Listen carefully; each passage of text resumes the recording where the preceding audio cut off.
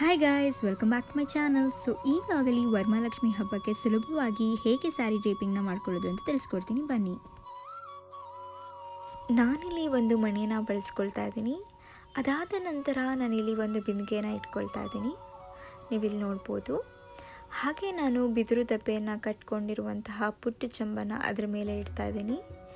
ಈ ರೀತಿ ಇಟ್ಕೊಳ್ಬೇಕಾಗತ್ತೆ. ನಾನಿಲ್ಲಿ ಸೀರೆನ ಬಳಸದೆ ಕೇವಲ ಬ್ಲೌಸ್ ಪೀಸಿನ ಸಹಾಯದಿಂದ ಲಕ್ಷ್ಮಿಗೆ ಅಲಂಕಾರನ ಮಾಡ್ಕೊಳ್ತಾ ಇದ್ದೀನಿ. ಮೊದಲನೇದಾಗಿ ಬ್ಲೌಸ್ ಪೀಸನ್ನು ಸಣ್ಣದಾಗಿ ನೆರಿಗೆ ಇಟ್ಕೊಂಡು ಈ ರೀತಿಯಲ್ಲಿ ಹಿಂಭಾಗದಿಂದ ಮುಂಭಾಗಕ್ಕೆ ಈ ರೀತಿ ಹಾಕ್ಕೊಳ್ಬೇಕಾಗತ್ತೆ. ಅದಾದ ನಂತರ ಒಳಗಿನ ನೆರಿಗೆಯ ಭಾಗವನ್ನು ಗುಂಪಿನ ಸಹಾಯದಿಂದ ಫಿಕ್ಸ್ ಮಾಡ್ಕೊಳ್ಳಿ ಈ ರೀತಿ. ಅದಾದ ನಂತರ ನಾನಿಲ್ಲಿ ಒಂದು ಸೊಂಟದ ಡಾಬನ್ನು ತಗೊಳ್ತಾ ಇದ್ದೀನಿ. ಇದನ್ನು ಕೆಳಗಿನ ಭಾಗದ ಬಿಂದಿಗೆಗೆ ಟೈಟಾಗಿ ಬಿಗಿಯಾಗಿ ಕಟ್ಕೊಳ್ಬೇಕಾಗತ್ತೆ.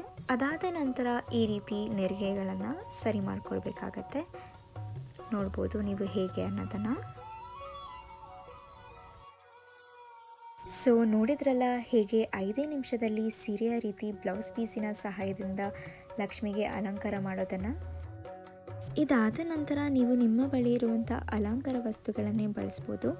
ನಾನಿಲ್ಲಿ ನನ್ನ ಹತ್ರ ಇರುವಂತಹ ಮುಖವಾಡ ಹಾಗೂ ಕುತ್ತಿಗೆಗೆ ಹಾರವನ್ನು ಬಳಸ್ಕೊಂಡಿದ್ದೀನಿ. ಹಾಗೆ ನಾನಿಲ್ಲಿ ತೋಮಾಲೆ ಸಹ ಉಪಯೋಗಿಸ್ಕೊಂಡಿದ್ದೀನಿ.